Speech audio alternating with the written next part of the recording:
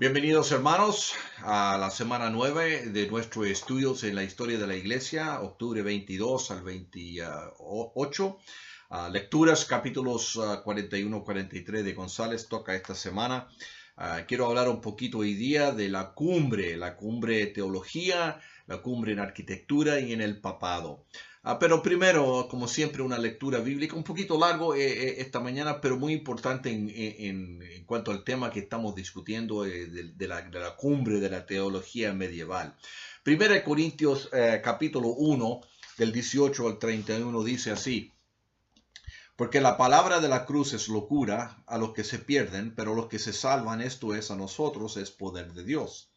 Pues está escrito: destruiré la sabiduría de los sabios y desecharé el entendimiento de los entendidos. ¿Dónde está el sabio? ¿Dónde está el escriba? ¿Dónde está el disputador de este siglo? ¿No ha enloquecido Dios la sabiduría del mundo? Pues ya que en la sabiduría de Dios el mundo no conoció a Dios mediante la sabiduría, agradó a Dios salvar a los creyentes por la locura de la predicación. Porque los judíos piden señales y los griegos buscan sabiduría, pero nosotros predicamos a Cristo crucificado, para los judíos ciertamente tropezadero y para los gentiles locura. Mas para los llamados, así judíos como griegos, Cristo poder de Dios y sabiduría de Dios. Porque lo insensato de Dios es más sabio que los hombres y lo débil de Dios es más fuerte que los hombres. Pues mirad, hermanos, mirad, hermanos, vuestra vocación, que no sois muchos sabios según la carne, ni muchos poderosos, ni muchos nobles, sino que lo necio del mundo escogió Dios para avergonzar a los sabios, y lo débil del mundo escogió Dios para avergonzar a lo fuerte. Y a lo vil del mundo y lo menospreciado escogió Dios, y lo que no es para deshacer lo que es, a fin de que nadie se jacte en su presencia.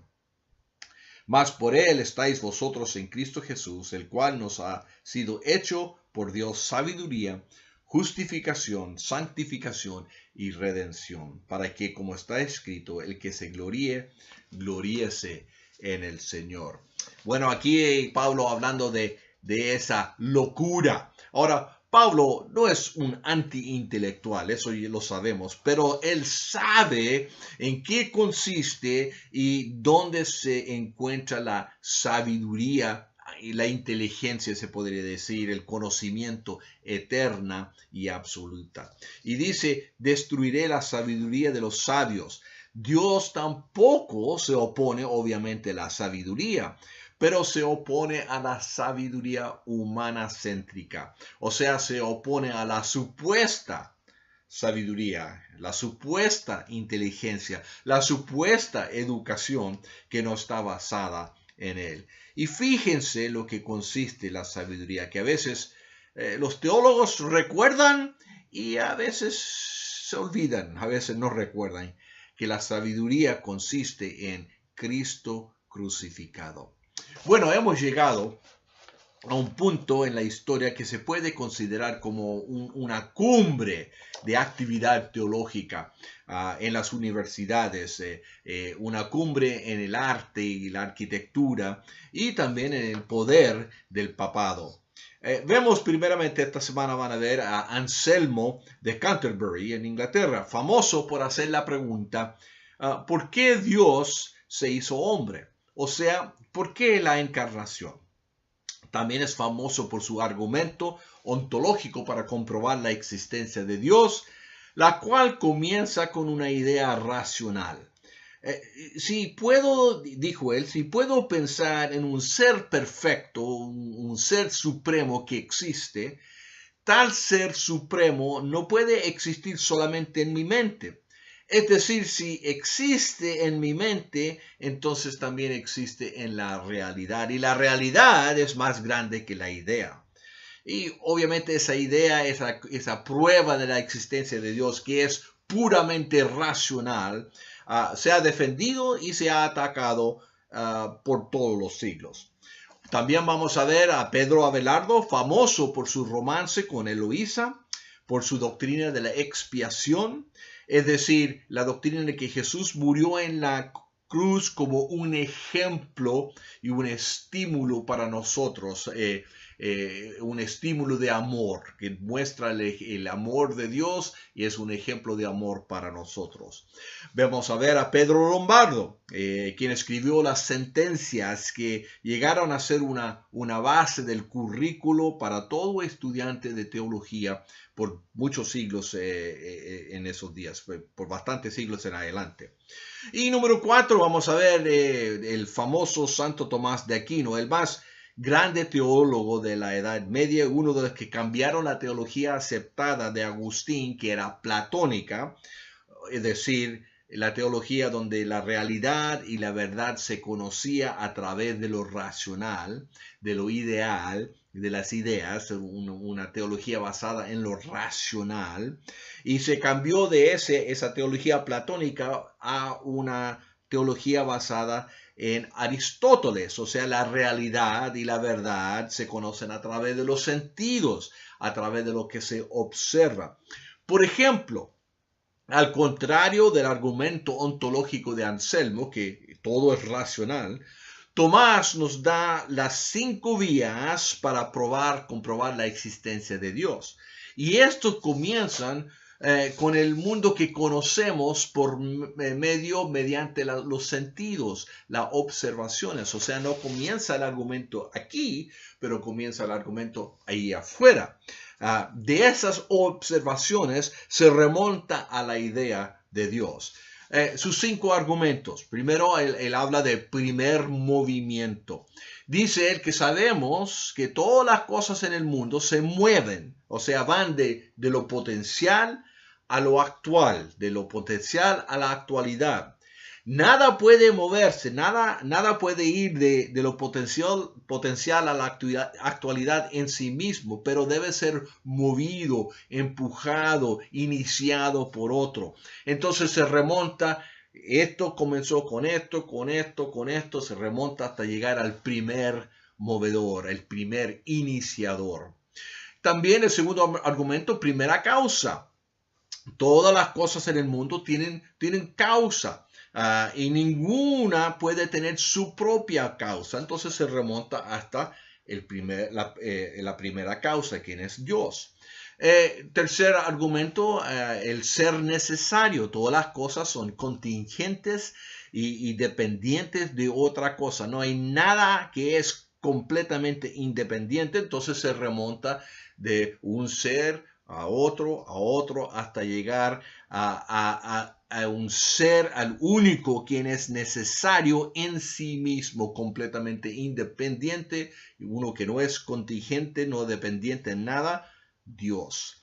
El ser perfecto, el cuarto argumento. Vemos en el mundo grados de perfección.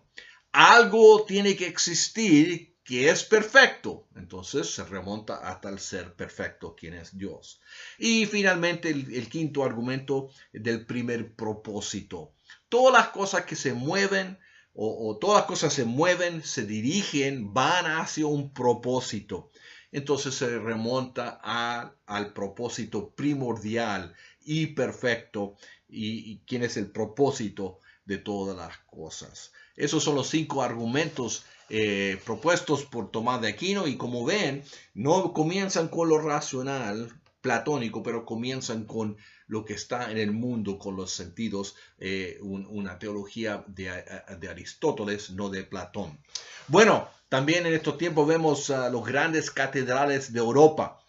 Primeramente construidos según los arquitectos arquitectura románica y más tarde según la arquitectura gótica. Y vemos también que siguen las disputas entre el emperador y el papa. Ese matrimonio siempre están batallando ahí, combates siempre en esos días. Y ahora vemos que los papas llegan a la cumbre de su poder con el papa Inocencio. Preguntas para reflexionar, considerar mientras están leyendo.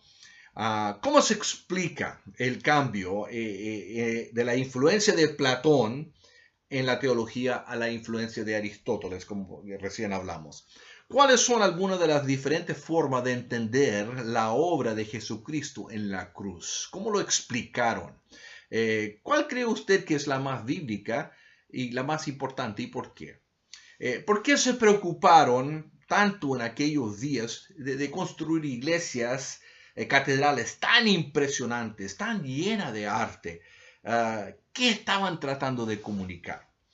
Y finalmente, ¿qué dijo el Papa Inocencio III o tercero acerca de la relación entre el imperio, la autoridad temporal, y la iglesia, la autoridad espiritual? ¿Qué dijo él acerca de eso? Pongan atención. Bueno, esta semana les toca el examen número 4, que cubre los capítulos 35 al 43 de González. La próxima semana, semana 10, no tienen lecturas, no va a haber video. Esta semana es para que trabajen, la semana 10 es para que trabajen en terminar su resumen, su reflexión del libro, y también para adelantarse un poquito quizás en los trabajos para el fin del semestre, esas biografías, eventos y la cronología. Aprovechen del tiempo, hermanos. No solamente descansen y duermen más tarde y miren la televisión, ¿ok? Lean, trabajen en sus proyectos. Recuerden que deben subir su trabajo, la reflexión, el resumen, reflexión del libro, necesitan subirlo en Blackboard, en el Turnitin se llama, antes de la medianoche del 4 de noviembre, el tiempo central, tiempo de Texas. Gracias, hermano, por su participación, por su fidelidad. Voy a orar por ustedes y que tengan una buena semana estudiando, trabajando, semana 10, y nos vemos en la semana número 11. Señor, doy gracias otra vez por estos hermanos y Señor esté con ellos mientras estudian esta semana. Están discutiendo en sus foros y en sus exámenes y trabajando en sus proyectos. Señor, déles el tiempo, la energía, la sabiduría cristocéntrica que necesitan para cumplir con sus ministerios, sus estudios, su obra. Bendícelo, Señor, en el nombre de Jesús. Amén. Nos vemos en 2 semanas, hermanos. Que tengan un buen tiempo. Gracias.